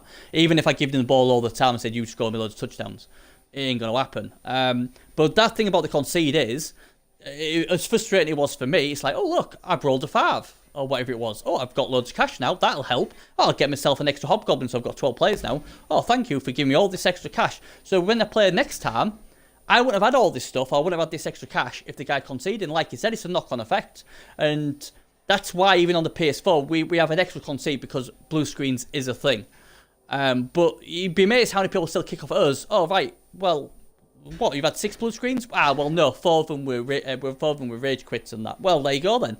Yeah. If you didn't rage quit them 3 or 4 games, you wouldn't be sacked. You wouldn't be disqualified. And this is it. And going back real quick to something else, like if you look across the top teams in the league, like the teams that are conceding for the most part, you'll see scattered players that need replacing. But the reality is we just don't have the money.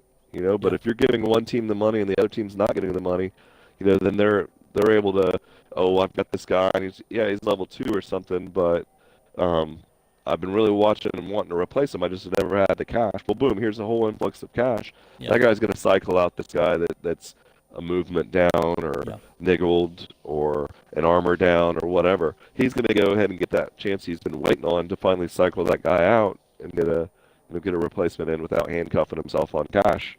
And you've just allowed him to do that. Whereas his opponent just matched up with a top 5 team, and they played it out to the end. It was brutal. Yep. They both lost like 3 players, and so one team gets this huge advantage, just on the luck of the draw, because his opponent wanted to concede, or those occasional freezes, which happen. We know they happen, but I mean, that's anyways, I think we got sidetracked from the main discussion though, which was about the state of game spinning and all that. Yeah. But like I was saying on that, there's still a handful of games playing, and you spend sometimes for 30 minutes or whatever, and it's disappointing. I mean, most of us have phones. You can sit there and fool around with your phone while you're spinning, and the reality is if you want things to succeed, you just got to stick it out. Because if you're frustrated and you're not spinning well, if someone else is feeling the same way, and then they decide to try to spin, but since you're frustrated and you're not even trying to spin, then they're not getting matched up. So everybody collectively needs to just suck it up and just try to make the best of it as we can, because the reality is if things continue to be on a downtick here, the state of the CCL on the Xbox, is likely to get altered. If there's not enough interest, I certainly don't see why they'd keep dumping money that's not, that's coming from nowhere. Because once again, they're not getting extra money from us to participate in this CCL. They're just cutting a check based off, I guess, just sales of the game in general. That's the key thing, is they're not getting nothing back in return. Where I think with the PS4 and Xbox numbers are quite healthy and going up, it seems very stagnant on the Xbox, and that's the thing, and this is why I keep banging on about a lot of them playing the privately, but don't play in the C ladder. Come on, get in the C ladder and play. And obviously that's why, and I am going to go in it today because I've done it to death, but that's why I was a big fan of trying to go for the 2 minutes, because it's something different. It may work, it may not. So that's one thing they could look at.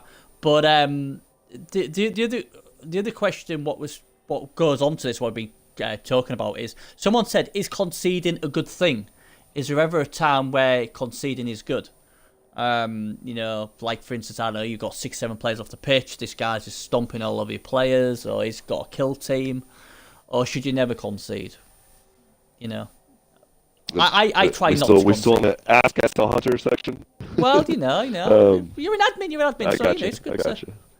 But I certainly see it. Yeah. I can't tell you the last time I conceded a game. I don't even know if I've ever actually conceded one, to be honest with you. But I could see it. Your team's getting eliminated.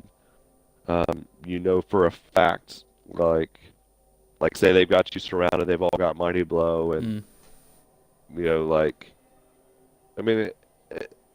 there's an element there that it certainly makes some sense to throw in the towel. Yeah. And coaches, I guess should be allowed to, because who wants to go through 16 turns of seeing your team just completely shredded, and everything you worked for, disappear. But and we've already talked about how the negative impacts of you conceding are. But yeah, I mean, I think there's an element there where a coach should be knows he's ready to throw in the towel and just can't take any more, and gonna try to salvage what he can out of the team. I mean, the thing is, the way I'll use PS4 as an example. We find that concede's never a good thing, but people use it very late on in the season. For instance, Space Magic, his team is qualified. Now, if he comes up against a really kill team or whatever, and he's starting to lose players, he's already qualified, so a concede doesn't hurt him right now, because he needs the team for the playoffs. We had a thing 3-4 seasons ago what caused a lot of annoyed people, where one guy had I think it was Wood Elves, he had a War Dancer and something else missing next game. So it was about a day before the play. I think it was the last day of the the league, and he came on, matched up. I think maybe 10-1, it just conceded because he wanted his players back. And what that did, that concede, put that Nagel guy above the other Nagel guy. So that guy got qualified, the other guy didn't because he got the concede win. Because the other guy had no issue playing, he just wanted his players back for the playoffs. So we had the other guy saying the guy was cheating and various stuff, and he was really annoyed after 6 weeks to go out because the other guy just wanted to get his players back. So it's not great. It's not great. But that to me, it's not very sporting. But it's a good way of using a concede because he said to us, look, I haven't conceded all season. My Willow's been getting slapped all over the place, and he said, you know what? I just wanted my players back, and if that's knocked somebody else out, tough. They should have played more games.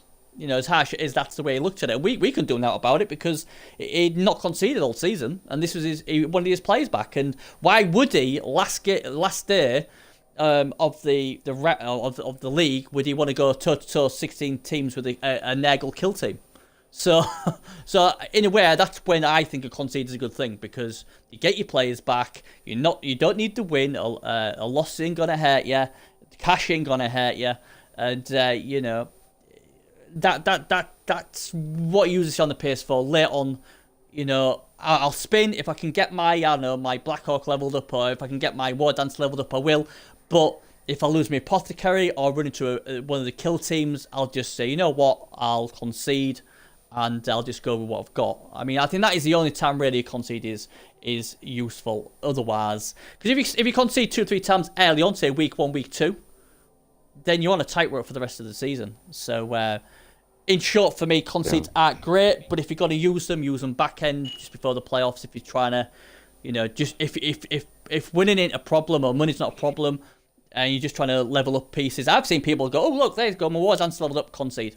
I've got what I wanted, that's all I need, and they're ready for the playoffs. That is, to me, is the only time you should really be conceding, if at all. But that's what I think. Yeah, it's a shame. Like for example, it there's not a feature built in where it does, going into the playoffs, it doesn't reset teams. It'd be nice to have.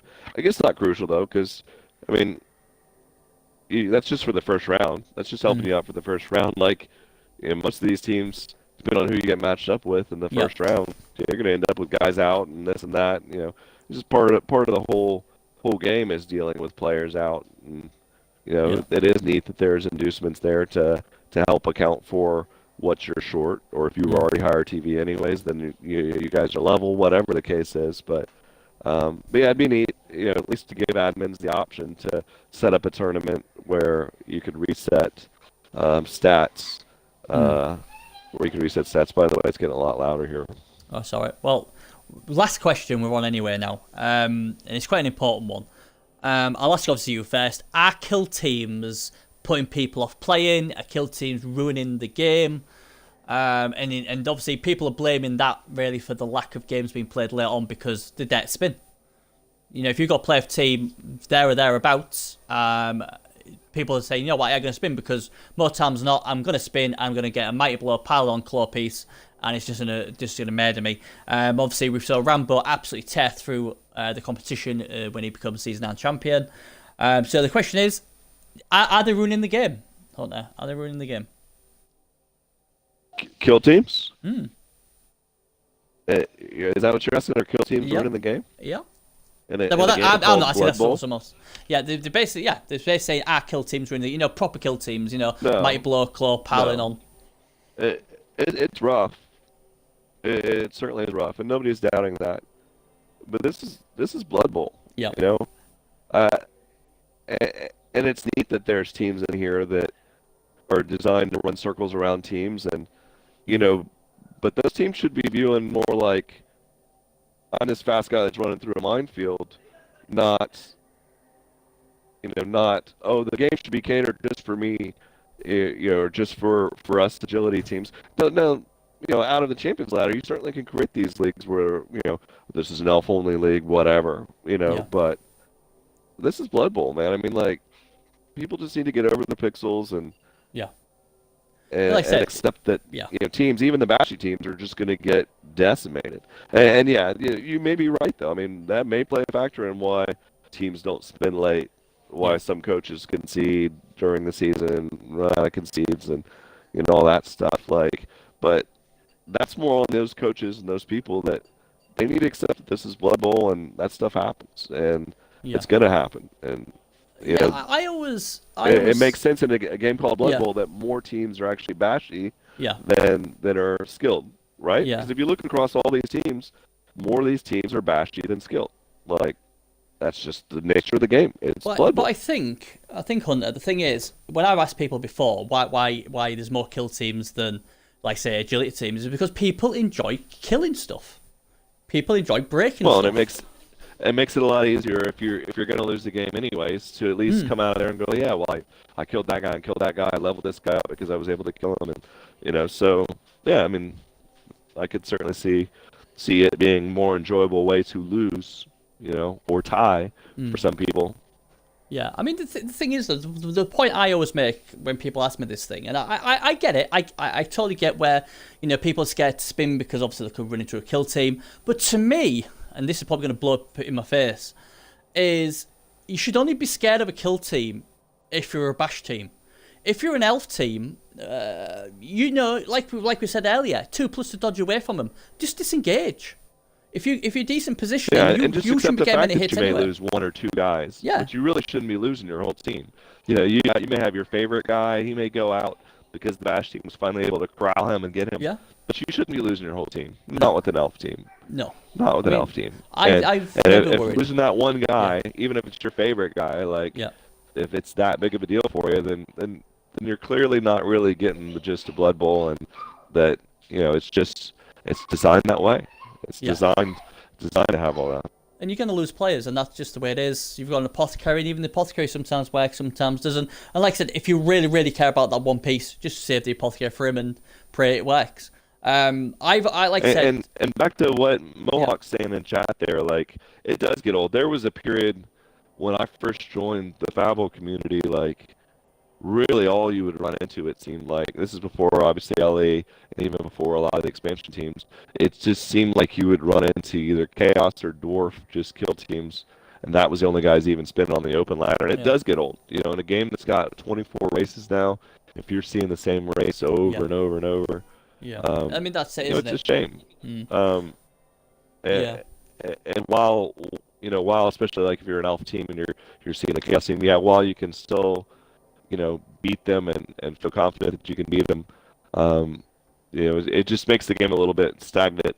I haven't seen that this season. I don't know if you're seeing that, but I've seen a diversity of teams I've played, orcs and Chaos Dwarves and but see, a lot of people, I suppose, class orc teams and Chaos Dwarf teams as kill teams.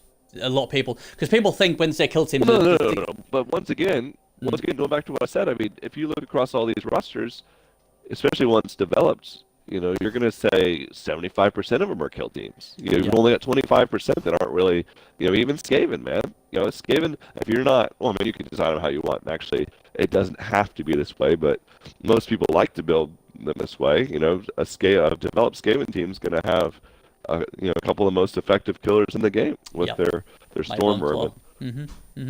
Yeah, I think that's like I said, once again, I mean, those guys can get up from off the ground and run pretty far. Like, having them with Pile on, it makes sense too. Like, that's so, I mean, even Skaven, and then once again, dirty players. Skaven are a perfect team to have dirty players, or foul with your basic lineman that doesn't even have dirty player. Like, they're essentially a kill team. Can be. They've got skill players, but that's a team that can certainly demolish a team. Yeah, I mean, I tell you one thing. What Projekis has put in chat, what I can totally go with. There's a guy on the PS4 called Official Nan, and he basically runs kill teams, and he beats people to a pulp. And I don't have a problem with that, but the problem I have, and it was Projekis said, is Projekis Skaven was playing him. And he's saying that he rage quitted because obviously his Chaos wasn't doing very well. I rate that if anybody wants to annoy me, that's one way to annoy me, is when you've got a kill team and you're breaking teams, and then soon as it goes the other way and the other team are doing well, then you concede. Cass, I mean, I remember Cass doing that to me. Oh, Cass did it here, yeah. And he did it on the PS4, me yeah. and Dim traded. I mean, luckily I wasn't an admin then. We traded insults like I don't know what, because I was like fuming. Because he'd beat me a few times before that, by just killing him, and I could have conceded and I didn't. And then I got a good go against him. And there's quite a few were just badly hurt and stuff like that, and he just quit. And I let him know. I was like, how dare you do that after you cause aggro to all the other teams, and then once we get to give you a kick and you concede. And that's where Cass the Conceder, the title came, because when the going got tough, Cass conceded. And to be fair to him, he did apologise and said, look guys, yeah, it's not good enough, I'll try not to.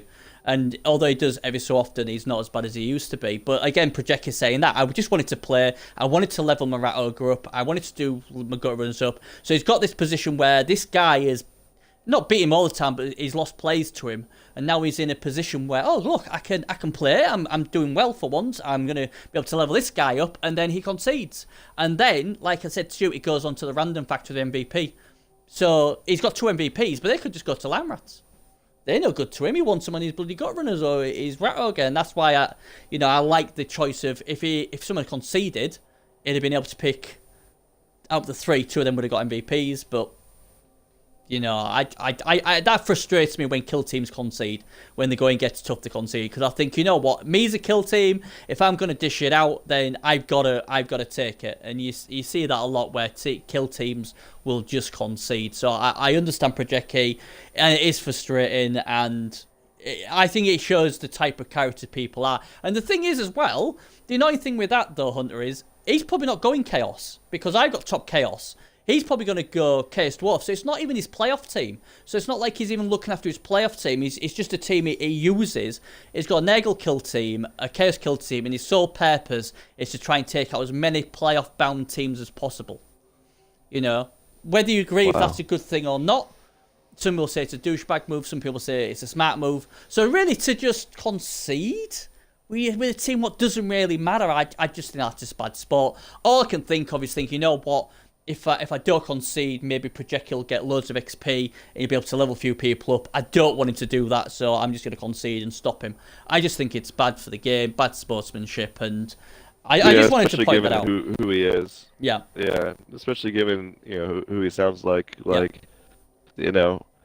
I mean, to me, it's almost like those guys that have killed your team the whole game, but then send you a message after you turn 16 foul, the guy that's been killing your team the whole game. It's like, are you serious, man? You killed like half my team. Yeah, I know my turn 16 foul wasn't going to change anything towards the outcome of the game, but damn it, you killed my whole team, and I wanted to step on your guy's face. Yeah. And he deserved it. Your team deserved it. But it's like, oh, you turn 16 foul, and while typically I don't turn 16 foul very often, that to me is the perfect time to foul. It's like, all right, you had your fun all game, and you got XP off of killing all my guys, but I lost all those guys, you realize, so I don't care if you got XP or not. So by the way, it's a boot to the face, and I know I don't get XP for it.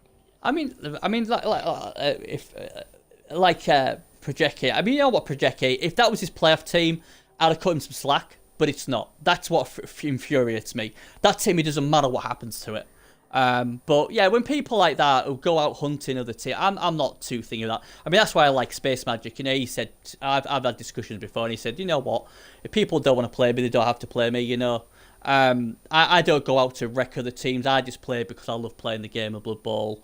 And he said I wouldn't create another team just to destroy teams. He says you got to. I know it can be a salty game, but trying to be a good sport is always going to help the community, because at the end of the day, that official 999, and I apologise if I'm picking on him a lot, but if he's on this killing spree and goes up against a few coaches who are quite new to the game, or it's the first season and they've been playing for 3-4 weeks and like, oh yeah, I've got this really good elf team or whatever, and then he's just gone and completely just wrecked the team and they're not even in a playoff state to play, then we could lose them just because he wants to wreck teams. How about you create a team and back your own ability to win with that team instead of trying to grief with other teams? How about do that, like most of us do? I could have done the same with my Chaos. My Chaos team is all done. It's nicely done. I could have built another Nurgle team, Chaos team, and just done the same as him, but all I'm going to do is damage the community and probably put people off. You know, and the game is so fickle that you could do all that. You could wreck teams, but you could still go out first round anyway. So all you're really doing is harming the community. And I'm not a big fan of it. It's not breaking any rules. I know that, but I just don't like it. And I think we should, especially on the consoles, we should pull together and embrace getting these new guys in and helping them. Like, I do like videos and I will talk on here and I will talk when me and Space stream, you know, and we've had people message going, oh, thanks for giving us some advice, and, you know, hopefully I'll be able to use that against you. And it's like, yeah, use against me. If the players get better and they're enjoying it, and that's the key word, enjoying it, then they're gonna hang around. You know, I'm not one of these who will say, oh, well, I ain't gonna give you any advice because you might beat me. I'm not that type of guy. I want to help as many people as I can to enjoy the game. Or if they're making mistakes, and say, look, mate, you know, you just played me, you're playing well, but just don't give me that amount of hits against your Wood Elves because you're going to lose half your team. Just try and give me 1 or 2 hits, you know, and position. And I'm always, right. I'll always help people like that. Yeah, it may bite me in the backside and it may knock me out, but that, you know, I'd rather have a flourishing community where everyone's getting on and everyone's having a laugh and there's games being played. I'd rather have that and not win a championship, shall we say, than win a championship and say, hey, look at me. Oh, crap, there's only like 30 coaches left playing the game and it's going to stagnate to a death. Do you know what I mean? And I do take offence to people who, you know, go around with second, third kill teams and their sole purpose is just to destroy teams, grief, upset other coaches, and then have the audacity to smack talk them. or then, you know, the going gets tough and then they concede. I just don't like it. So, there you go. Hey-ho. So, yeah, so that is all the questions done. The last thing I'm going to say, because Hunter is on the show, Team Battle has just started yesterday. So obviously Team Hunter and Team Magic, or Team Space Magic, obviously it's a lot of fun. I'd like to thank the people who have obviously involved in it. We've got obviously the Battlegrounds, we've got Secret Headquarters going on. How do you think it's going? Because I thought your team was getting a bit of a beating. Well, that's a matter of opinion. You know, seems like more we were tactically just waiting. You know, there was a lot of early talk coming out of the other camp, but I wouldn't say that was us getting beaten. You know, it was a lot of yapping and little content to it. You know, little substance to it. So really didn't matter much. And you know, of course, the nuggets that came out of my camp certainly much better, much more hard hitting. Yeah. So, and you know what? A lot of their stuff is what they like to say is fake news and all that. So, you know, we're not too worried about it. There's a lot of confidence in our camp, and yes, I think it's pretty obvious even that, you know, we've dominated this, you know, from the onset. But, you know, it's a matter of opinion. Yeah, I mean, Little Yoshi's saying, beating, now you're just biding your time. So, you know, I mean, obviously, I'm like the games master. I've got access to both camps. Obviously, I'm not going to say what's going on in the camps, but I'll tell you what, Space Magic's team think they've got it done. They're all like, you know, with the cigars out already, saying, oh, this is too easy. This is too easy. You know, we're going to absolutely rip it up. And then, obviously, when the games on the Xbox go on, they basically think they've got it done. They think it's already done. They might as well, you know, claim them the champions already. So, you know, yeah, I mean, it'll be good to watch. Man, I don't even know who most of those guys are, to be honest with you. Like, looking at that team, like, first of all, you know, it took me a minute to figure out Space Magic W is Space Hunter. Like, I don't know, I'm just confused. Half those guys, it's like, yeah, I don't know, they've got the wrong caveman. There's just so much wrong with that team. Like, yeah, I mean, it doesn't really even, I don't know. Yeah, not even sure why it's even an issue. Like, I'll tell you what, though. You obviously you have got a lot of fans, aren't you? I mean, I think the first 5 or 6 coaches, most of them was for Space Magic, and I was like, this could go one-sided. And then after that, everybody's been pledging their allegiance to you. You know, it seems like you are the popular coach. They just want the roles. I mean, we all want the roles, don't we? Yeah. And yeah, absolutely. I think everybody knows who has all the roles. I've got all the roles. Yes, you do. So, and I've got roles to share. I've got roles for days. So, yeah. I mean, people. And besides, you put it on everybody to pick the winning side. So I did. Of course, they're gonna come to my side. There you go. They want to win, right? Well, yeah, everyone wants to win, surely. But yeah, it'd be good. I mean, I will be. Well, probably later on today. I will message both camps with their first game challenge. So you'll have to get together and decipher what you're going to do. But I'll get onto that later on. But that's us done, guys. Thanks for Hunter for stepping in. It's been amazing. I know a lot of people will be very happy. I mean, the people obviously watch you back on YouTube because everyone's been wanting you on the show. So obviously, we try and please them as best we can. So there you go. I hope you've enjoyed, obviously, Hunter's breakdown on everything. Obviously, Hunter's already told you his team is the best team for the team battle. So if you haven't joined the team yet, Hunter would recommend you joining him because his team's going to win. They're far superior. They've got the numbers and everything else. Not just for my good. Yeah, for your good as well. For your own good. Yeah. I mean, just think about your own. Yeah, you want to be winning, don't you? You want to be winning. Don't you want the rolls? Yeah, and the rolls. I tell you what, that would probably sway me to have a playoff with rolls. That would sort of get me going to that camp. But yeah, we're done. So thanks again. Anyone who's just joined in late, it will be exported to my YouTube channel in the next 20 minutes or so. So there we go. All I've got to say is thanks again in the chat. Thanks again to Hunter. You've been amazing. And we'll see you next Sunday. And hopefully we'll get Banana Hands on and see what he's got to say. And I think we'll be talking about the Chaos Minotaur next week. And don't forget, next week we'll be talking about a new season and new playoffs. So see you then. Bye-bye.